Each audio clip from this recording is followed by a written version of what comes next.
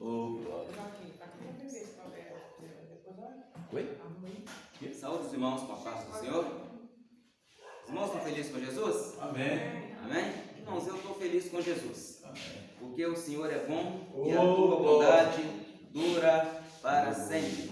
Eu quero pedir permissão para estar removendo essa máscara, né? Esse negócio incomoda a gente falar um pouco e nós estamos a uma distância segura.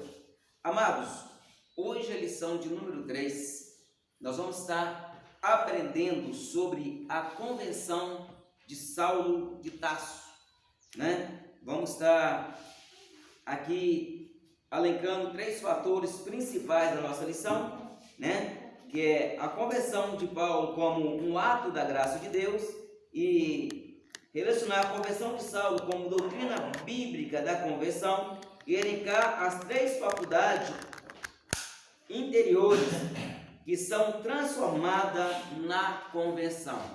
E eu quero dizer para os irmãos que os irmãos têm liberdade, né, para estarem perguntando, né, qualquer dúvida que os irmãos tiverem, os irmãos podem estarem perguntando e, na medida do possível, estaremos respondendo para os irmãos. Amém? Alguém já tem uma pergunta inicial? Não? Então eu tenho uma pergunta para os irmãos. O que é conversão? É largar tudo que não presta. Largar tudo que não presta. Servir a Deus. Servir a Deus. Mais alguma opinião? O que é a conversão? Arrepender também. Arrepender. Muito bem. Mais alguma colocação? Irmãos, essas e outras perguntas nós vamos responder aqui no período da lição, né? Nós vamos ver aqui o ato do apóstolo Paulo. Quem era o apóstolo Paulo? Primeiro ponto, nós temos que entender que o apóstolo Paulo, ele é tido na Bíblia como uma fera feroz. Quando a nossa leitura bíblica em casa diz, e Saulo respirando ainda ameaça. Essa é uma referência que se aplicava a um animal feroz. Vamos falar aqui do nosso Brasil, né? Uma onça, né? Quando ela está rastejando, armando o bote para saltar sobre a sua presa, era como se Paulo fosse um animal esse que ficava à espreita, pronto para atacar os cristãos, ou seja, cristãos que ainda não eram conhecidos como cristãos. Até naquele período, até alguns anos depois, a palavra, os cristãos, a igreja de hoje, era conhecido apenas como o caminho. O caminho. Mas por que o caminho? Porque era uma seita que para os romanos era uma extensão da religião, né, judaica, sabendo que a igreja não era. Mas Roma até então, ela pensava que o caminho, ou dizemos o cristianismo de hoje, era uma extensão de uma religião judaica. Por isso que Roma, a princípio, não interferia, não dava opinião. Dizia, olha, é problema da sua religião, da sua seita, vocês resolvem, né? E o apóstolo Paulo, ele era como uma fera feroz, pronto para atacar. Nós vemos no capítulo 8 que ele participou do julgamento de Estevão, apoiou ou deu o seu voto para que Estevão fosse morto. Foi o primeiro mártir. Além de Estevão, muitos outros irmãos foram mortos, que não foram relatados. E o apóstolo Paulo, mais na frente, ele vai dizer que enquanto ele perseguia o caminho, ele dava o seu voto quando os matava. O apóstolo Paulo, como perseguidor, ele entrava nas casas, ele não respeitava homem, não respeitava mulher, não respeitava criança. Ele assolava a igreja. O apóstolo Paulo, para nós termos uma noção de quem era Paulo, né? Um terrorista mais conhecido do nosso tempo foi o Bin Laden, não foi? Mais ou menos o Bin Laden. E eu me atrevo a ir além. Apóstolo Paulo, ele era do nível psicopático de Hitler, porque Hitler, ele tinha uma ideologia, ou seja, a raça ariana, quem não fosse da raça ariana não prestava para ele. E o apóstolo Paulo tinha a mesma ideologia. Quem não obedecesse à Torá, quem não seguisse a Torá e a obedecesse em tudo, não seria certo de serem chamado de povo de Deus. Tanto que nós vamos entender hoje que o apóstolo Paulo ele perseguia a igreja em Jerusalém. Em Jerusalém, ele entrava, ele matava, ele confiscava, tanto que nós vamos ver lá no livro de Atos, que a igreja primitiva, eles convertiam, vendiam suas propriedades, pegavam o dinheiro e colocavam ao pé dos apóstolos, para que todos tivessem tudo em comum. Colocar aos pés do apóstolo, irmãos, era colocar o dinheiro à disposição como uma oferta para a igreja, certo? Mas por que eles vendiam sua propriedade? Às vezes nós lemos esse texto e falamos, mas que fé que aquele pessoal tinha? Alguns professores e alguns pastores até pregam e pregavam, né, que a fé dos irmãos que Jesus ia voltar naqueles dias era tão grande que eles vendiam a sua propriedade. Mas não era bem assim. No momento em que a pessoa se convertia ao caminho e fosse descoberto, as suas propriedades eram confiscadas pelo governo. Ou seja, antes que o governo confiscasse, é igual, como exemplo, se alguém comprar uma casa, né, e não pagar as prestações, aí chega um tempo que a Caixa Econômica vai lá, com a ordem judicial, uma carta de despejo, a pessoa tem que abandonar a sua casa e a Caixa toma aquele imóvel. Não é isso que acontece? Naqueles dias era pior, bastava o governador ou algum emissário do imperador que dava uma ordem, seus bens foram confiscados, não importa se era fazenda, não importa se era casa, não importa se era ovelha, não importa se era gado, não importava se era camelo, se houve a ordem de ser confiscado, aquilo era confiscado. Então no momento da conversão, a pessoa antes de ter os seus bens confiscados, eles vendiam e traziam o dinheiro e aplicava para que todos tivessem tudo em comum. Amém? E o apóstolo Paulo agora, ele respirando ameaça. Paulo, ele era um terrorista bem relacionado. Como assim um terrorista bem relacionado? Porque Paulo, ele tinha uma coragem excessiva. Ele fazia aquilo que outros não tinham coragem de fazer. Ele, além de ser um erudito supremo da lei Torá, que o apóstolo Paulo, a Bíblia diz que a Torá, irmãos, é a lei de Israel, ou seja, é o Pentateuco, Gênesis, Êxodo, Levítico, Número e Deuteronômio. Boa pergunta, tá? Nós conhecemos hoje como Pentateuco, são 5 livros escritos por Moisés. O primeiro mostra a criação e a história, né, da humanidade. O segundo mostra o êxodo, a saída do povo do Egito, né, e as suas conquistas, as suas batalhas, né? Aí vem o Números, que vem tratando da genealogia e algumas batalhas de Israel e alguns livramentos do Senhor. Levítico, a lei ditada por Deus. Levítico, irmãos, são 613 mandamentos que foram ditados por Deus. É o livro mais difícil que nós lemos na Bíblia. Nós estamos chegando no livro de Levítico, às vezes nós embananamos todinho. Muitos leitores, quando chegam no livro de Levítico, ele pula o livro de Levítico, né? Aí Deuteronômio é uma reflexão da lei, onde Moisés faz o seu discurso, né? Já perto do fim da sua vida, ele chega e relata para o povo das grandezas que Deus fez e ressalta alguns dos mandamentos. Hoje nós conhecemos os mandamentos apenas 10, né? Mas são 613 mandamentos, né? 613 mandamentos. Desses 613, 365 são negativos e 248 positivos. Como assim negativo? Os negativos é não farás, não farás, não farás, não farás. Os positivos é farás, farás, farás, farás, farás. É o que Deus ordena ao povo que faça, certo? Dentre os 613 mandamentos, 10 se destacaram, né? Que quando Deus deu a lei para Moisés, ela foi escrita em espiral de dentro para fora. E esses mandamentos que é tido como os 10 que nós conhecemos hoje, foram os principais que Deus taxou, né? Que eram os mais pesados de serem cumpridos. Amém? E o apóstolo Paulo era extremamente zeloso, né? E por ele ser extremamente zeloso e bem relacionado com a casta sacerdotal ou com a elite religiosa da época, ele foi até o sacerdote para perseguir a igreja em outro estado, em outro país. Ele diz que além de perseguir a igreja em Jerusalém e em todo o território da Judéia, ele também perseguiu a igreja em território inimigo, em outras nações, em outros povos.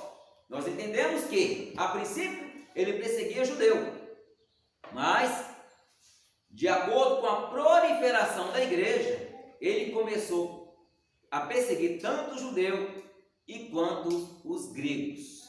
E ele chegando então ao sumo sacerdote da época, que até então ainda era Caifás, o mesmo que condenou Jesus.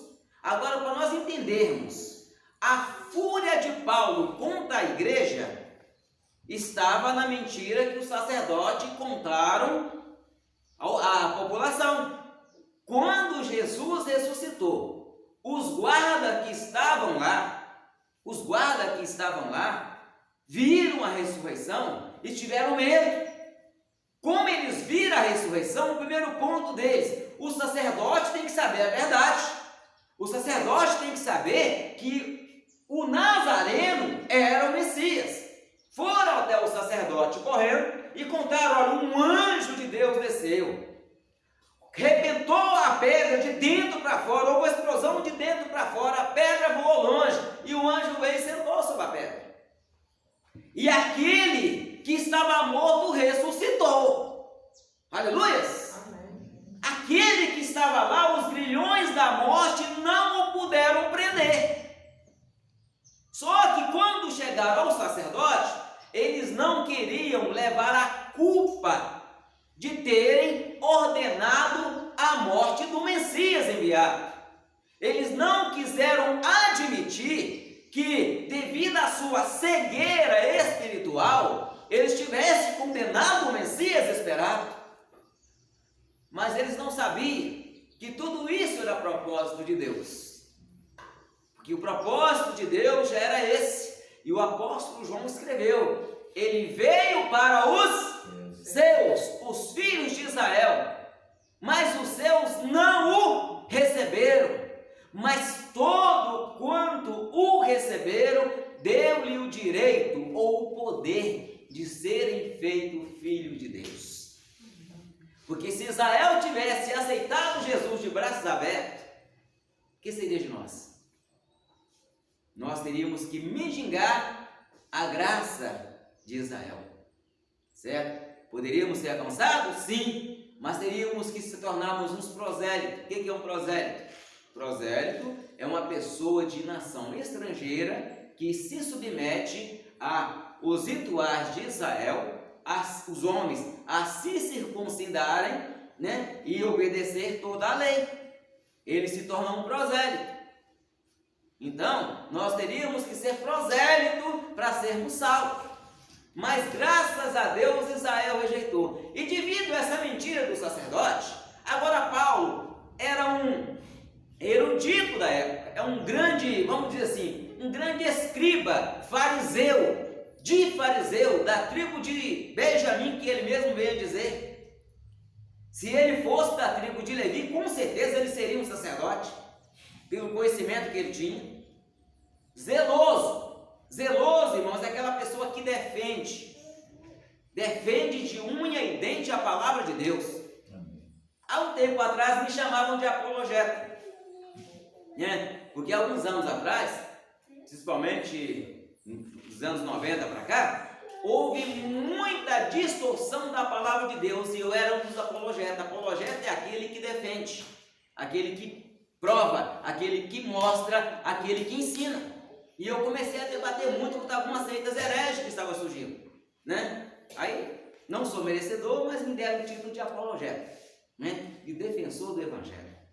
O apóstolo Paulo era como se todos nós, irmãos, todos nós temos que ser apologeta. Temos que conhecer. Se você falar mal de mim, vou dar um exemplo. Ninguém gosta que fala mal da mãe, não gosta nada? Mas se falar mal da minha mãe, eu tolero. Minha mãe gosta que fala mal do filho. Não, mas se falarem mal da minha mãe, eu tolero. Se falarem mal de mim, vai doer, mas eu tolero. Se falar mal do meu filho, vai doer, mas eu tolero. Até se falar mal da minha esposa, vai doer. Eu vou condoer com ela, mas eu vou tolerar. Mas não falar mal da minha palavra de Deus, não, irmãos. Não fala mal do meu Jesus, não, que eu vou em defesa.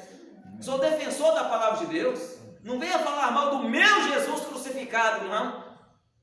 Eu sou um defensor da palavra de Deus. Amém. Defendo. É igual o apóstolo Paulo falou, olha, procura apresentar-te a Deus aprovado, como obreiro que não tenha do que se envergonhar, mas que maneja bem a palavra da verdade. E por bondade e misericórdia de Deus, eu defendo essa palavra. Não sei mais do que ninguém. Não tenho conhecimento nenhum a mais do que ninguém. Mas uma coisa eu sei, eu sou defensor do Evangelho.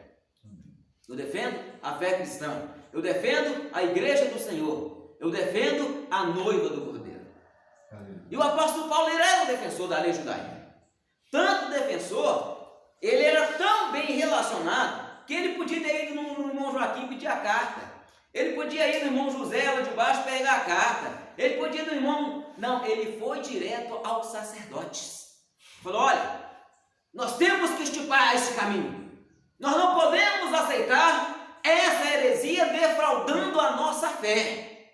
Porque nós sabemos, todos os judeus sabem, que a causa do cativeiro de Israel foi através da idolatria. E eles tinham Cristo como um impostor. Irmãos, entenda, impostor é aquele que tenta usurpar um cargo que não exerce, certo? Ele tinha Jesus como impostor por causa da mentira do sacerdote que ele confiava. O sacerdote havia mentido para ele. Ele havia acreditado, ele havia comprado um peixe, né, que ele não conhecia. Ele não estava lá no dia que os guardas chegaram. Os guardas chegaram, contaram para o sacerdote para não admitir, olha, toma aqui uma grande soma de dinheiro, calem a boca, não falem mais nada sobre esse assunto. E diz que enquanto vocês dormiam, os discípulos vieram e roubaram. Primeiro ponto, a lei romana era muito severa contra isso. Se um soldado dormisse no seu posto, você sabe qual que era a punição dele? A morte. Se um soldado romano dormisse, se ele cochilasse, se alguém visse ele cochilando no seu posto, era a morte. E os sacerdotes fizeram uma coisa tão bem bolada, que eles protegeram aquele soldado, negociaram com o governador, porque o governador também não quis levar a culpa de ter matado o Filho de Deus. E na hora que eles certamente foram falar para o governador, mas vocês que me pediram para matá-lo. Aí ela, mas foi o Senhor que deu a sentença. Pilatos mesmo, ele... Foi Pilatos. Pilatos quis. Ele lavou a mão. Ele lavou a mão. O coração dele estava cheio de ódio. Não, de Pilatos não estava. Não? Não, Pilatos queria livrar Jesus. Tanto que ele chegou para Jesus e falou assim, olha, eu tenho poder para te soltar. Eu tenho poder para te matar. Aí Jesus falou assim, nenhum poder você teria se do céu não fosse te dado. Ou seja, a autoridade que você está tendo sobre mim foi meu pai que te deu. Fala negócio de rapina. Rapina, o que é essa? Aves de rapina? É, O coração não. dele está cheio de rapina. Não, rapina, ele estava em dúvidas. Ou seja, ali, se ele não condenasse Jesus, A opressão do povo também. ele seria massacrado pela religião. E se ele fica massacrado pela religião, que era o sacerdote da época, Roma o moveria para algum outro lugar ou destituiria do seu cargo. Então, para agradar a sociedade, a elite religiosa, né, ele mesmo falou, olha, eu quero inocentar Jesus. A mulher de Pilatos chorou, né? A mulher de Pilatos, ela era fiel. Aí para os irmãos terem uma ideia, olha o que Pilatos faz querendo livrar Jesus. Ele pega Jesus que não tinha crime nenhum e ele falava, eu não vi nesse homem crime nenhum. Pilatos não viu crime em Jesus, a não ser em relação. Aí o povo, se você defende ele, você é inimigo de César. Pilatos, mãos atadas, pé amarrado. Só tem um jeito de eu libertar Jesus. Alguém sabe de um criminoso famoso? Vamos pegar um que todo mundo conhece? Fernandinho Beiramar, né? É um dos maiores traficantes do Brasil, né? Vamos pegar Fernandinho Beiramar. Aí pega Jesus e pega Fernandinho Beiramar e pergunta: qual dos dois vocês querem que eu solte? Esse aqui você sabe que é homicida, já matou, já roubou, já fez tantas coisas, e esse aqui não fez nada. Então no coração de Pilato o povo ia escolher Jesus. A quem o povo escolheu? Solte Barrabás. Aí Pilato ainda faz uma outra pergunta: o que eu farei de Jesus, o chamado Cristo? Crucificam. E caia esse sangue sobre nós e sobre nossos filhos. E o sangue está caindo sobre eles até hoje. O povo pediu, né? Deixa todo. Foram subornados pelo sacerdote. Mas Pilatos ele foi perdoado antes? Irmãos, se ele arrependeu, foi. A Bíblia encerra a história de Pilatos. A história diz que ele foi transportado depois para uma outra região. O que a Bíblia não fala com clareza, eu não afirmo com certeza. Certo? Mas a esposa dele era cristã, se tornou cristã, a esposa do governador Pilatos. Certo? Agora, eu não posso falar se ele foi, porque a lição de hoje vai falar muito conversão e arrependimento, que a nossa irmã me falou, certo? Porque sem arrependimento não há remissão de pecado. Tem arrependimento e remorso. né? Vamos aprender sobre isso também na nossa lição, né? Daqui a pouquinho nós chegamos lá. Agora voltamos lá para o caminho de Damasco. Paulo, depois de receber as cartas, ele foi em direção a Damasco. Irmãos, já calcularam a distância de Damasco a Jerusalém? Daqui em Contagem? Daqui em Contagem? Não. Mais longe? Daqui do Horizonte. Mas Daqui Daqui na Pampulha. 230 quilômetros. Aqui lá quase aqui em João Levado, mais ou menos. 230 Mais ou quilômetros. menos em João Levado. A caminhada a cavalo, se levaria 8 dias para chegar. Não era perto não. E a ordem que Paulo tinha era de trazer as pessoas amanietadas para Jerusalém. Ele ia trazer as pessoas amanietadas. O apóstolo Paulo, quando ele partia, historiadores afirmam que ele tinha consigo uma comitiva de 15 soldados. Porque quando alguém ia em missão de prender alguém, era no mínimo uma comitiva de 15 soldados. Aí alguém fala: Paulo estava a pé ou a cavalo? Né, para ele cair. Tem uns críticos, irmãos, né, que querem saber se Paulo estava a pé ou a cavalo. Como autoridade que Paulo é, ele não andava a pé. Mateus, foi para dormir? Quem andava a pé era servo e pobre. E Paulo tinha uma certa hierarquia. Então, com ele, mais 15 homens montados, indo para caminho de Damasco. Irmãos, nós temos que entender que eles já estavam quase chegando na cidade. Não foi na porta da cidade, não. Ele estava chegando, estava dando meio-dia. E Paulo falando: não, meio-dia, irmãos. Ali o escritor Lucas, ele fez questão de narrar. Por que eu estou falando do escritor Lucas? Porque Lucas que escreveu o livro de Atos. Ele então narra no capítulo 9 que perto do meio-dia, lá no capítulo 22 e 26, fala que já era meio-dia, eles afoito, irmãos, explorando o cavalo para correr rápido, para chegar rápido na cidade. Ou seja, meio-dia era a hora de parar, que era o calor insuportável. Não, nós vamos lá para Aqueles que foi para espetar um cavalo, né? esporas. Fora. Chegando o cavalo no rei, para a gente chegar, vamos nós acabar de chegar e resolver o problema de uma vez, certo? Perto do meio-dia, irmãos, ali estava um homem, é o único registro, irmãos, não vou falar que teve mais, entenda-se, eu não estou afirmando que teve mais, mas Paulo é o único registro que nós temos, pode ter tido mais, de pessoas que foram evangelizadas pelo próprio Jesus depois de ressuscitar. Apesar que a Bíblia diz que Jesus apareceu para mais de 500 irmãos depois de ressuscitado.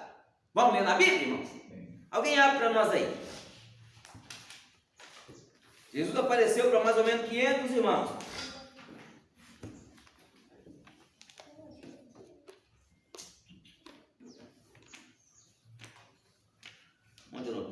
aqui? Aonde, cara?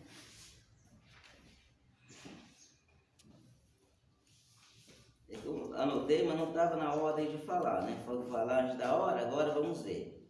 Jesus, ele apareceu aproximadamente a 500 irmãos. 1 Coríntios, capítulo 15, vê o versículo 5 e 6 para nós.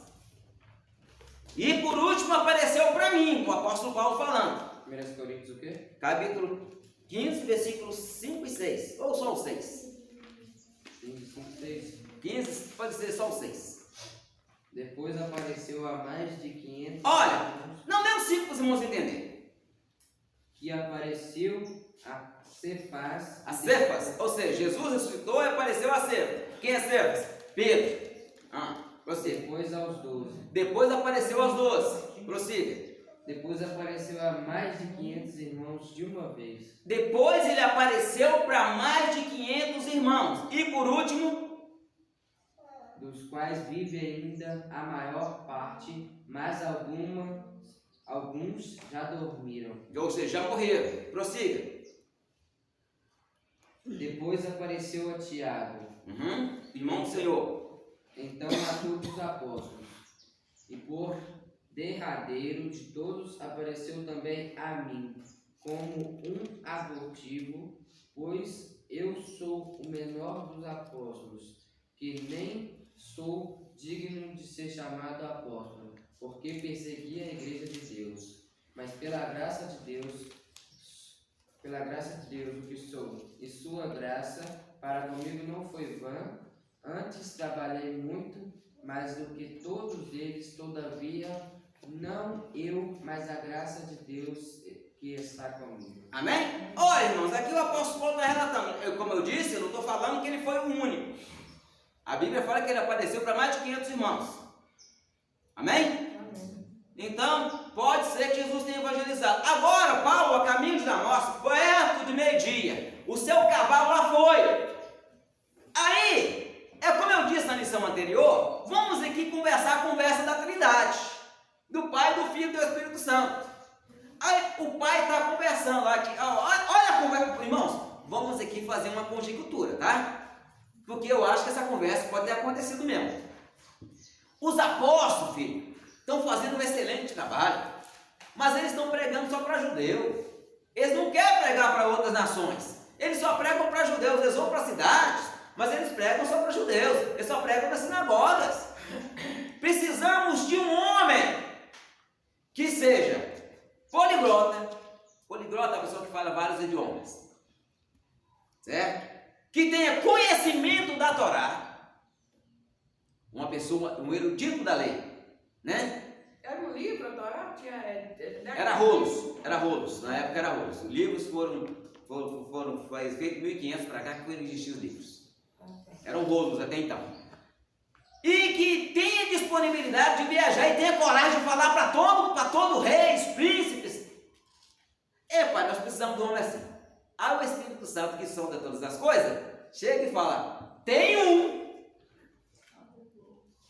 Quem? O problema, ele tem dois problemas. Primeiro problema, ele não quer ouvir. Né? Primeiro problema, Paulo não quer ouvir falar a respeito de Jesus, porque foi inculcado nele que Jesus era enganador. Segundo, ninguém tem coragem de falar para ele. Entenderam a situação? O pai precisa de um pregador. O Espírito Santo apresenta o homem perfeito, mas ninguém tinha coragem de pregar para ele. Porque se fosse pregar para Paulo, era cabeça voava. Aí o próprio Jesus fala: eu vou, nós precisamos dele, então eu vou pessoalmente falar com ele. Amém. E a Bíblia diz que Paulo, expirando ameaça contra os cristãos, indo a caminho de Damasco, próximo do meio-dia, uma luz mais forte que o sol brilhou.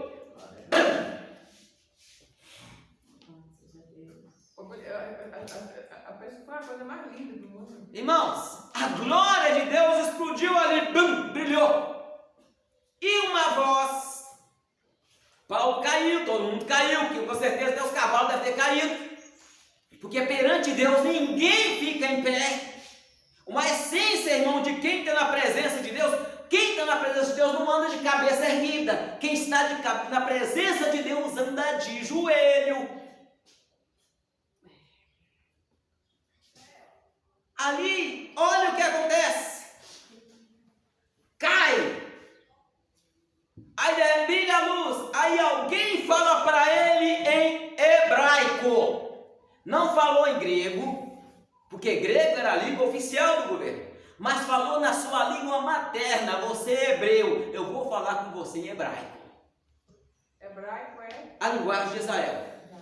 Né? Hebraico vem de hebreus, dos hebreus, povo hebreu, povo de Israel. Saulo, Saulo, por que me persegue? Ele ouve a voz, mas os homens estão com ele também. Em Atos diz que ouvem a voz, mas não vê ninguém. Lá no capítulo 22 fala que eles veem a luz, mas não ouvem a voz. Isso, irmãos, primeiro ponto. Como esclarecermos isso? Em capítulo 9, Lucas pesquisou para escrever, certo? Lucas, ele só entra na história no capítulo 16 de Atos. Do 16 em diante, Lucas entra na história. Mas ele fez como fez no livro de Lucas que ele escreveu. Ele pesquisou para escrever uma carta ao eminente Teófilo. Quem era Teófilo? Teófilo nada mais era de que o advogado de Paulo quando Paulo estava preso em Roma. Para que ele se inteirasse do assunto, Lucas, né, que era também um erudito, começou a escrever para explicar a Teófilo os fatos que tinham acontecido de Jesus. Depois os atos que aconteceram na vida do apóstolo Paulo e dos apóstolos. E lá em 22 e 26 de Atos, o capítulo 22 e o capítulo 26, é o próprio Paulo dando testemunho e falando. Talvez alguém fale, mas há uma divergência aqui. Não, não há divergência. Eu posso contar um testemunho aqui, e o irmão Joaquim contar o testemunho e falar alguma coisa, trocar umas palavras do que eu falei de lugar. Não é isso, irmão Joaquim? Pode. Mas o outro lá é o próprio Paulo dando testemunho diante dos governadores e dos reis. Nisso, agora, Jesus chega e se apresenta. Saulo, Saulo, por que me persegues? Ele subitamente começa, vamos ler lá em Atos 9, irmão, vamos lá. Vocês vão ver a sequência, que quando Deus quer agir, Deus age.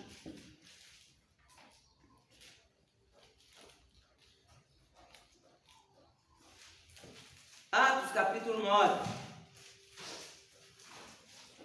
E caindo em terra, versículo 4. E caindo em terra, ouvi uma voz que dizia: Saulo, Saulo, por que me persegues? E ele disse: quem és, Senhor? Olha agora, comparando em 22. O capítulo 22, versículo 7. Olha o que é que Paulo diz, olha. E aconteceu, versículo 6. E aconteceu que indo ele já a caminho, chegando perto de Damasco, é o que eu disse, ele não estava na porta, estava chegando perto. E quase ao meio-dia resplandeceu ao rei e rodeou uma grande luz do céu. E ele falando, eu caí por terra e ouvi uma voz que me dizia: Saulo, Saulo, por que me persegue? E eu respondi: quem és, Senhor? E ele disse: eu sou Jesus Nazareno, a quem tu persegues. Capítulo 26, versículo 13. A seguinte, já vem falando também. E ao meio-dia, ó rei, ele estava diante do rei, vi no caminho uma luz do céu, que excedia a luz esplendor do sol, ou seja, a glória de Deus, irmãos. O sol é foguinho pequeno. O próprio sol se apaga quando Deus passa. Ele bate continência, ele faz reverência à glória de Deus. Eles olham o esplendor que excedia o esplendor do sol, cuja claridade me envolveu a mim e os que iam comigo. E caindo nós por terra, não foi só Paulo que caiu, os outros também caíram. Lembra que eu falei antes que perante Deus ninguém fica em pé, todo mundo tem que ficar de joelho, de cara no pó. Perante Deus, irmãos, não existe este nem aquele que se sobressai, porque quando Deus está presente, Ele é soberano e exige a reverência e o respeito devido, o homem querendo ou não. Aleluia. E os que iam comigo, e caindo nós todos por terra, ouvi uma voz que me falava em língua hebraica. Lembra que eu falei que Jesus colocou ele em hebraico? Jesus podia estar falando em grego, porque era a língua oficial. Ele dizia: Saulo, Saulo, por que me persegue? Duro é para ti recalcitar contra os arguilhões. O que é um arguilhão, irmão? Paulo aqui, Jesus trata ele como um touro bravo. Mas os irmãos, os discípulos, né? Não. Já trabalhou com canga de boi, junta de boi? Não. Já? Eu já. Ah, é vilões é aquilo que... Não, ali é canga, ali é jugo. Gilhão, irmãos, é o ferrão, Ah, a ferroada. Ou seja, grilhão, irmãos. Grilhão é aquela vara com uma ponta de metal, né? Que a gente cutucava os boi, para eles obedecer a gente. Lembra disso? O boi, querendo ou não, ele era obrigado a trabalhar através do ferrão. Às vezes colocava um boi novo para trabalhar com um boi já antigo, ele caía no chão. aleluia. Só que o outro boi já tinha levado muita ferroada. Na hora que ele ouvia a voz do comando, o outro boi com a cara no chão, ele saía arrastando o outro boi com a cara na lama, com tudo. Porque ele não queria levar a ferroada. Ele sabia que o ferrão incomodava. E duro é para ti recalcitar contra os arguilhões. Ou seja, o arguilhão já era o Espírito Santo de Deus trabalhando na mente de Paulo a cada hora que ele matava um cristão. O Espírito Santo falava no coração dele: será que é vã essa fé? Será que esses hereges, o apóstolo Paulo falava que eles eram hereges, mas lá na sua consciência estava lá: será que esses hereges não estão fazendo uma coisa certa? Aí Jesus vem pessoalmente, já que ele não quer ouvir o Espírito, eu vou pessoalmente evangelizar. Paulo, nós falamos que ele se converteu, mas eu digo mais, Paulo foi convertido. No momento que ele conversa com o Senhor ali, aí Jesus fala: eu sou Jesus, a quem tu persegues. Irmãos, pensa nisso. Você persegue um cara, um povo, por causa de um camarada, ou um cara que já está morto. Aí de repente você está ali, você foi enganado pelos seus superiores. Paulo foi enganado, iludido, dilubriado pelo sacerdote da época, falando para ele que o Messias, Cristo Nazareno, era falso, era impostor. E agora ele está de frente do homem falando com ele: eu sou Jesus a quem tu persegues. Aí Paulo, irmãos, a conversão de Paulo começa aí. Mudança, conversão. Lembra da pergunta de conversão que as irmãs falaram? A palavra conversão tem algum sentido, irmãos. Até anotei aqui, ó. Conversão. Não, aqui fala que conversão é despojamento do velho homem. Também, isso. Mas em hebraico, a palavra conversão é shuv, que significa girar ou dar uma volta, né? E a palavra conversão no grego é espitrofe, certo? Que é convergir, girar, mudar de direção, conversão. Ou seja, o senhor dirige, não dirige? Certo? O senhor está indo para Souza, certo? O senhor está indo para Souza. Só que de repente o senhor fala: peraí, eu não tenho que ir para Souza, eu tenho que ir para Bonfim. O que é que o senhor faz? Tá um retorno Se fazer o quê? conversão. Ah, vai fazer uma conversão. Mesmo que fazer uma manobra atravessada no meio do vidro, igual muitos fazem, né? Que vira e mexe, quem tá, tem que cantar o pé no freio, porque alguém está fazendo, retornando no lugar errado. Conversão, irmãos, é você estar indo em direção, você muda totalmente a direção e começa a ir do lado oposto.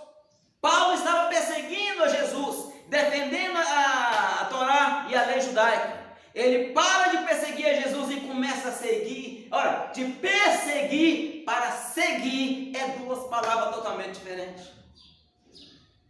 Aquele que matava, que prendia, agora ele começa a seguir a Jesus. Olha o que ele fala, olha no começo, olha só. Eu sou Jesus a quem tu persegue, mas levanta-te, põe-te sobre os teus pés, porque te apareci por isso, para te pôr por ministros e testemunhas, tanto das coisas que tem visto, como daquela pelas quais te aparecerei ainda.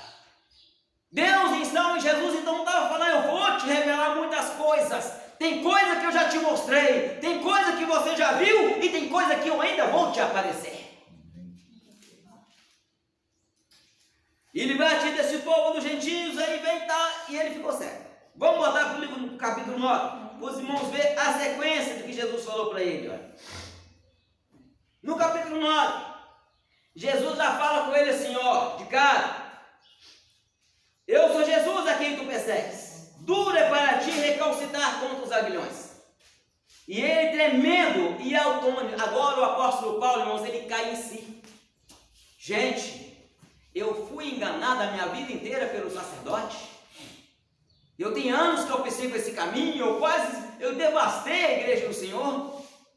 Aí veio lá Estevão, o cara que tinha tanto conhecimento quanto eu, e eu matei Estevão. Que Estevão também ele sobressaía aos demais, igual Paulo. Graças de Deus também. O Estevão foi o primeiro diácono, um dos diáconos da igreja. Mas ele tinha tanto conhecimento quanto Paulo. Ele era um dos 7 diáconos. Eles tinham tanto conhecimento quanto Paulo. E Paulo mandou matá-lo. Mandou apedrejá-lo. Eu creio que Paulo, quando ele passou a servir a Deus, ele foi também perseguido por causa do evangelho, ele deve sentir na pele, né? Não, o próprio Jesus falou para ele. O próprio Jesus falou isso para ele, que ele ia sofrer, que ele ia ser perseguido. Vamos ver a sequência da conversa. E Jesus falou, levanta-te, entra na cidade, e lá te serão dito o que te convém fazer. Paulo já saiu dali convertido, irmãos. Sério. Mas a sua visão parou. Mas ele estava sendo revelação de Deus. Ali ele estava remoendo na sua mente a lei Torá. E dizendo ali, lá no livro de Deuteronômio, quando Moisés escreveu para os filhos de Israel, e disse para eles assim, o Senhor, vosso Deus, um dia levantará no meio de vós um profeta semelhante a mim. A ele eu vi. Vocês vão escutar ele. E o apóstolo Paulo, esse profeta que Moisés estava falando, então era o Cristo que eu perseguia. Aí mais na frente, ele vê Davi, lá no capítulo Salmo 22, número 22, fazendo o cântico da cruz e dizendo que o Messias sofreria, seria traído. Ele então foi juntando ali na sua cabeça. Então eles estavam falando do Messias. Mais na frente, ele chega em Isaías 53, porque ele foi subido como renovo perante ele, como raiz de uma terra seca. E olhando nós para ele, nenhuma beleza víamos que nos agradasse, e nós o reputamos por aflito e ferido de Deus e oprimido. Mas ele fala também que verdadeiramente ele tomou sobre si as nossas iniquidades e as nossas dores ele levou sobre si, e o castigo que nos traz a paz estava sobre ele, e pela sua pisadura nós somos sarados. E aquela mensagem falando e Deus dando visão. Oh, aleluia! Eu creio que quando Jesus ressuscitou, eu creio que o diabo deve ter ficado com muito ódio, né? O diabo? Irmãos, vamos deixar o diabo quando nós conversarmos no curso de doutrina? Deixa eu ir para lá. Porque senão, no curso de ensinamento, eu vou sair do foco aqui. Se eu for explicar, irmãos, eu gosto de explicar bem explicado, não gosto de deixar dúvida. Aí vamos sair muito do foco da lição. Né? Se vocês quiserem, vamos marcar um dia de ensinamento, vamos falar sobre a ressurreição, o que aconteceu no céu e o que aconteceu no inferno, né? Uma coisa eu vou dizer para os irmãos, que está escrito, porque todos pecaram e destituídos estão. A glória de Deus. Porque o salário do pecado é mas o dom gratuito de Deus é Esses dois versículos tem encaixando na lição. Então eu vou só falar para os irmãos. Imagina o diabo lá no inferno comemorando com os seus lá. Eu matei, né? Aí de repente chega um porteiro do inferno correndo lá. E fala: mestre, tem um morto vindo aí. Aí o diabo: morreu, deixa vir. Porque todos os pecados destituídos estão da glória de Deus. Então pode mandar ele para cá. Aí o porteiro fala: mas mestre, o negócio é diferente. Este morreu, mas este não tem pecado. Aí de repente só escuta, irmãos, aos passos do inferno. O inferno estremecendo. Jesus chegando. Ressuscitado. Chegou. Deita aí, camarada. Deita aí. Pisou na... Agora me dá a chave da sua casa. Glória a Deus. Agora me dá a chave da morte. Porque lá em Apocalipse ele chega para João e fala: eu tenho a chave da morte e tenho a chave do inferno. Ou seja, agora eu tranco, eu prendo, eu abro, eu faço o que eu quiser. Porque agora eu tenho poder. Agora eu sou o alfa, agora eu sou o... Depois nós falamos sobre isso. Vou botar para pau. Amém? Amém. E na sequência, irmão, Paulo começa a ter visão de Deus. A mente de Paulo, o intelecto de Paulo mudou. E ele agora já começa a escrever, né? Nós vamos ver nas suas cartas. Ele vem dizendo assim: ó, irmãos, que pela graça sois salvos. Isso não provém de vós, irmã Maria, para que a senhora não glorie. Irmã Dovalina, isso é um dom de Deus, é um presente, é uma dádiva. Ele fala que pela graça ele também foi alcançado. Ele disse ali, o Mateus, que ele era o menor dos apóstolos, como um abortivo, nascido fora do tempo. Isso é a graça. A graça é um favor imerecido. Agora Paulo estava lá cego, orando e jejuando. Irmãos, mas antes de eu entrar nessa parte, nós temos que esclarecer aqui os críticos. Os críticos, irmãos, eles dizem que Paulo, ele teve uma alucinação por causa do calor. Críticos da Bíblia, irmãos. Existem os críticos. Paulo não teve encontro com Jesus coisa nenhuma, não. Os críticos dizem que Paulo teve um surto psicótico, uma convulsão por causa do calor, uma alucinação. Mas a Bíblia fala que Paulo teve uma revelação. Agora, nós já lemos ali que tanto Paulo quanto os homens que estavam com eles tiveram a visão.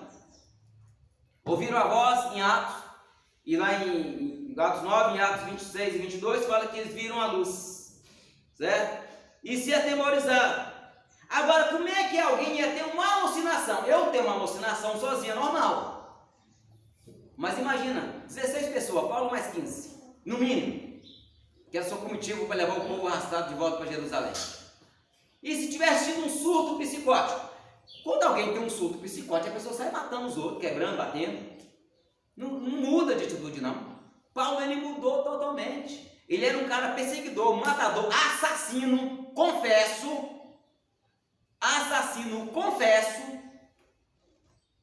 Porque ele falava: eu matei a igreja, eu matei esse caminho. Não matou, não foi um nem dois, não. Ele agora, ele muda. E vai seguir. Mas olha o que Jesus fala para ele. Paulo lá sério. Aí a Bíblia diz claramente. E havia, versículo 10 do capítulo 9. E havia em Damasco um certo discípulo, um certo crente, irmãos. Ali não fala que ele era um apóstolo, não. Ali não fala que ele era um pastor, não. Ali não fala que ele era presbítero, se ele era diácono, se ele era evangelista, não. Existia um certo crente, irmãos. Aonde tem um crente, a presença de Deus está com ele. Não importa, irmãos, tem pessoas que pensam que por ter cargo de pastor, cargo de presbítero, cargo de evangelista, te coloca em um patamar diferente, mas não. Todos somos iguais perante Deus. A Bíblia fala que existe um certo discípulo, um certo crente. Aí o Senhor aparece para Ananias e diz: irmãos, olha como é que é o negócio. Na hora que Jesus chega e fala: Ananias, lembra que nós falamos aí que Jesus é o bom pastor e que as ovelhas conhecem a voz do seu pastor? Quando Jesus fala Ananias, ele dá até um pulo para cima, irmão. Aqui eu daria, né? E diz: eis-me aqui, Senhor. Aí disse o Senhor: olha o que Jesus fala com ele: levanta-te, vai-te à rua chamada direita, e pergunta por casa de Juda, por um homem de Tarso chamado Saulo, pois eis que ele está orando, e numa visão viu que entrava um homem chamado Ananias. Antes de Jesus falar para Ananias, Jesus já tinha mostrado para Paulo que Ananias ia visitar ele. Jesus já tinha mostrado lá para Paulo: Paulo, viu, irmão, vai vir um dos meus discípulos aí, né? Ele vai te curar. Um homem chamado Ananias, e punha sobre ele a mão para que tornasse a ver. Aí Ananias começa a colocar dificuldade, irmãos. Ananias começa a colocar dificuldade, porque ele conhecia a história de Saulo. Ele sabia como era perseguidor, ele sabia como era assassino, mas ele não sabia que o homem tinha mudado. Aí Jesus vem e fala com ele aqui: olha, vai. Irmãos, presta atenção nesse texto para vocês verem. Olha, vai, porque este é para mim um vaso escolhido, para levar o meu nome diante dos gentios, dos reis e dos filhos de Israel, e ao sofrimento que a senhora falou aqui, irmã. E eu lhe mostrarei o quanto deve padecer pelo meu nome. Ananias ficou com medo, como até eu ficaria. Não é feio o crente falar que sentiu medo, não. Porque o medo faz parte da coragem. Sem o medo não existe a coragem. Se você não sentir medo, você não vai ter coragem para fazer nada. Aí, irmãos, olha como é que a coisa foi. E Ananias, então ele foi, depois daquela luta para entrar na casa, né? Ananias foi, entrou na casa e, pondo-lhe a mão, e lhe disse: olha o que Ananias falou, uma palavra importante, irmãos. Irmão. Entenderam bem? Ele estava com medo. Ele estava com medo, mas na hora que ele entra e vê o camarada orando, ele já fala: irmão, irmão Paulo, olha, o Senhor Jesus que te apareceu, olha, irmãos, para derrubar os críticos aqui, o mesmo Jesus que apareceu para Paulo, apareceu também para Ananias, e diz: o Senhor Jesus que te apareceu no caminho por onde vinhas, me enviou para que torne a ver, ao detalhe especial aqui, e seja cheio do Espírito Santo. E ninguém é cheio do Espírito Santo sem antes ter convertido. Ninguém é cheio do Espírito Santo sem antes ter abandonado as práticas antigas. Mas tinha só 3 dias. Irmãos, quando a pessoa quer, a libertação é instantânea. Alguém fala comigo: mas eu conheço um crente que fuma 10 anos na igreja e fuma. O outro mexe com droga, o outro tem um problema de N problema. É porque a pessoa não quer ser liberta. Eu sempre falo com a minha esposa: para mim ajudar a pessoa tem que querer ajuda, porque está escrito: e conhecereis a verdade, que a verdade vos libertará. Pastor, quando Jesus curava alguém, Jesus falava: o que você quer que eu te faça? Você não fala: você não quer nada, não? Quer nada não, Jesus não faria nada. Ele pode curar. Às vezes o cara está certo. Às vezes o cara, vou dar um exemplo, irmãos. Ele fez uma pergunta muito importante. Eu olho para uma Maria, vejo uma Maria perfeita. Não vejo? Certo? Mas tem dia que eu olho para uma Maria, eu vejo trocentas necessidade dela. Porque tem dia, irmãos, que eu estou aqui na igreja e eu olho para os irmãos, mas eu olho com o olhar de Deus, como se Deus estivesse olhando. Há momentos que eu olho como um homem, e há momentos que eu olho como Deus. Eu vejo trocentas necessidades na vida de alguma pessoa. Na hora que eu vejo a necessidade, às vezes eu pergunto, a irmã está precisando de alguma coisa? Talvez não é eu que estou perguntando, pode ser Jesus que está perguntando através de mim. Jesus me cura, mas curar de quê? Às vezes tinha um cara cego lá, e o cego tinha um problema de coração, certo? Aí Jesus falava: me cura, Senhor. Você quer? Aí Jesus falou: O que você quer que eu te faça? Ah, eu sei que eu quero tornar a ver. Veja. Aí chega um leproso, se quiseres, pode tornar-me limpo. O leproso já falou, eu quero ser limpo. Aí Jesus falou, quero ser limpo. Então, irmãos, eu disse isso outro dia, nós temos que identificar para Deus o que nós queremos que Ele faça na nossa vida. Amém? E o apóstolo Paulo daí, irmãos, ele começou, a batalhar a mudança de caráter de Paulo. Vamos ler Mateus, me ajuda aí com a Bíblia, meu filho. 1 Coríntios capítulo 5, 2 Coríntios capítulo 5, versículo 17. A mudança, ela começou interna. Outra pessoa abre para mim. 2 Pedro capítulo 3, versículo 15. Quando nós conseguimos aqui, que o relógio está mandando parar. 5:17, Coríntios, 2 Coríntios 5:17. 5:17. Depois, 2 Pedro 3:15. E outro abre para mim, Efésios 2:19. Pode ler? Pode. Pelo que se alguém está em Cristo, nova criatura é. Olha aí, olha o que Paulo agora escreve para nós, irmãos. Se alguém está em Cristo, em algumas versões fala, aquele que está em Cristo. Nova criatura é, ou em algumas versões fala, é uma nova criatura. E ele diz mais, o que passou aí agora? As coisas velhas já passaram, eis que tudo se fez novo. Eis que tudo se fez novo. O que Paulo está falando? O que eu estou escrevendo para vocês aqui é o que aconteceu comigo. Eu fui perseguidor, eu matei, eu destruí, eu bati, eu prendi. Mas as coisas velhas se passaram, porque aquele que está em Cristo, nova criatura é. Não importa o que você fez no passado. O momento que você vem a Cristo, você é uma nova criatura. Quem abriu em Pedro? Pedro vai falar sobre Paulo também, nosso irmão Paulo. Quem abriu em Pedro? 1 Pedro? 1 Pedro 15, 3,15. 2 Pedro 3,15. E tende por salvação a longanimidade de nosso Senhor, como igualmente o nosso amado irmão Paulo vos escreveu, segundo a sabedoria que lhe foi dada. Olha, aqui o apóstolo Pedro, irmãos. O apóstolo Pedro era um dos principais dos apóstolos. Certo? E ele então dá uma referência ao nosso. Lembra que Ananias falou irmão Paulo?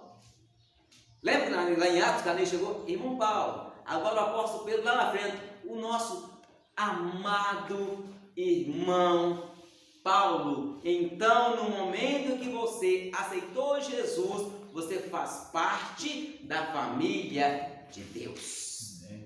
Efésios? Efésios Conhecer 2. o amor de Cristo que excede todo entendimento. Primeiro ponto, irmãos, olha, e conhecendo o amor de Cristo. Olha a mudança do homem aí, a mudança de pensamento, a mudança de tudo e a mudança de caráter. E conhecendo o amor de Cristo que excede todo o entendimento. Prossiga. Para que sejais cheios de toda a plenitude de Deus.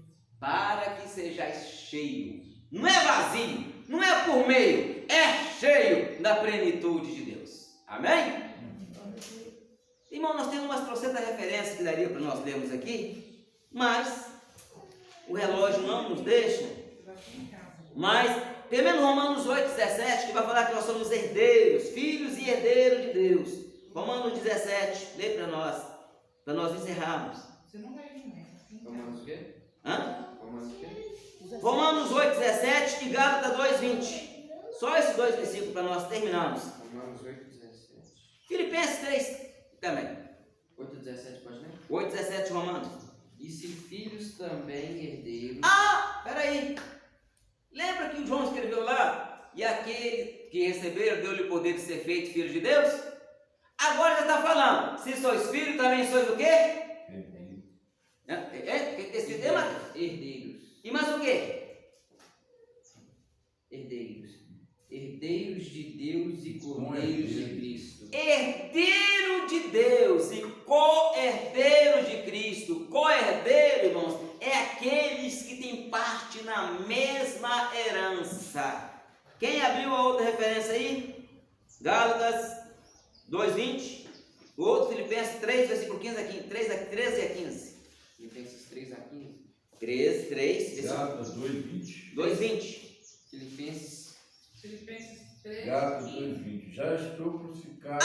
Gálatas 2:20. Já estou o quê? Crucificado com Cristo. O que é ser crucificado, irmão? O que é ser crucificado?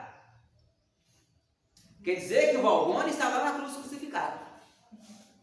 Pregado, cravo na mão, cravo no pé, talvez uma coroa de espinho também, uma lança furando do meu lado. Eu já estou crucificado com Cristo. Olha o que o apóstolo Paulo falou. Mas aí quem fala? Quem é que vive agora? Já estou crucificado com Cristo. Vivo, não mais eu. Vivo não mais eu não estou vivo. Mas o que quem é que vive agora? Mas Cristo vive em mim. Mas Cristo vive em mim. Então, irmãos, eu não tenho vontade, eu não tenho desejo, né? Ou seja, meu desejo é estar na presença de Deus. Lê agora o Filipenses 13 a 15. Para nós encerrarmos, porque o Elora já mandou. Irmãos, quanto a mim, não julgo que haja alcançado, mas uma coisa faço, o que, esquecendo-me das coisas que atrás ficam e avançando para as que estão diante de mim. Olha só. Irmãos, eu não julgo que eu já tenho avançado, mas eu esqueço para as coisas que atrás ficam e avanço para a que estão diante de mim. Irmãos, Deus me usou hoje, me usou ontem, me usou anteontem. Ele me usou ontem. Deus me usou hoje, Ele me usou hoje. Mas eu quero que Ele me use amanhã. Ou seja, eu tenho que evoluir, eu tenho que progredir. Prossiga, irmão. Prossiga para o alvo pelo prêmio da soberana vocação de Deus em Cristo Jesus. O alvo, o que é um alvo? É o objetivo, né? Um objetivo. O alvo é o objetivo a ser alcançado. Prossiga. Pelo que todos quantos já somos perfeitos, sintamos isto mesmo, e sentir alguma coisa de outra maneira, também Deus vos revelará. Olha, Deus vos revelará cada dia o que nós não podemos ter como perfeito, mas a perfeição vem sendo revelada a nós em todos os dias. Então nós entendemos que Paulo tem uma mudança de atitude, uma mudança de caráter, aplicação da doutrina bíblica nas nossas vidas e na vida dele, e agora a mudança de propósito, mente, intelectual, né? Atitude e propósito. Então, irmãos, conversão, para finalizarmos o que a irmã falou, e a diferença entre arrependimento e remorso, não é isso? Vou pegar exemplo de dois apóstolos, posso? Pedro, Judas Iscariote. Quem pecou mais? Igual os dois. Os dois pecaram igual. Traição. Um traiu, O outro negou. o outro negou. Imagina você numa situação em que você precisa do apoio de um amigo, e o amigo chega e fala: eu nunca vi, não sei nem quem é, nem sei se nunca vi mais gordo nem mais magro. Já aconteceu isso com você? Aí você se decepciona. Aí Jesus olha para Pedro. Eu falei que você ia me negar. Só no olhazinho. A Bíblia fala um detalhe: Pedro arrependeu. E o que Pedro fez? Chorou amargamente. Ele foi chorar amargamente. Judas traiu Jesus. Quando ele viu que Jesus foi condenado, o que ele teve? Ele teve remorso. Olha, o remorso, o pecado, o arrependimento, ele causa tristeza por causa do pecado. E o remorso, ele causa tristeza, mas não anula o pecado. Uma vez que você teve remorso, você vai esconder a sua vergonha. Ou seja, eu não tenho coragem de fazer isso. Arrependimento, você muda de atitude. Pedro foi chorar, Judas foi enforcar. Remorso não traz arrependimento. Agora Pedro foi chorar. Jesus morreu, ressuscitou. Pedro foi para onde? Onde Pedro foi? Pescar. Aí Jesus aparece na beira da praia. Ei, vocês aí pegaram alguma coisa? Alguém responde: não, Senhor, não pescamos não. Aí Jesus grita: jogue a rede do lado direito do barco. Aí joga a rede. Aí João vê que a rede pesou. Ele fala: Pedro, é o Senhor. Aí Pedro, tibum, nada. Alguém fala que Pedro foi nadando encontrar com Jesus. Pedro escondeu atrás do barco, de vergonha de encontrar Jesus depois de ter negado. Aí Jesus, Pedro, vem cá. Aí Jesus chega e fala: ó Pedro, você me ama? Jesus não falou nada de ter negado. Jesus perguntou se ele amava. Ele responde: sim, Senhor, eu te amo. Em outras palavras, Senhor, vamos traduzir em português, que o grego tem várias colocações. Primeira resposta: Senhor, eu te considero muito, o Senhor é meu amigo. Apacenta minhas ovelhas. Pedro, tu me amas? Senhor, eu te amo. Ou seja, além de amigo, eu gosto muito do Senhor. Apacento meus cordeiros. Aí Jesus pergunta a terceira vez: Pedro, tu me amas? Aí Pedro entristeceu, porque lembrou que tinha negado Jesus 3 vezes. Jesus perguntou 3 vezes. Ele agora abre o coração e fala: Senhor, tu sabe todas as coisas? Tu sabe que eu te neguei porque eu sou fraco, eu sou um homem, mas tu sabes que eu te amo.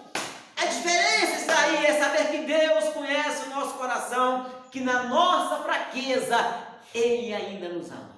Amém? Amém. Que Deus em Cristo abençoe os irmãos. Aleluia. E até a nossa próxima aula, em nome de Jesus.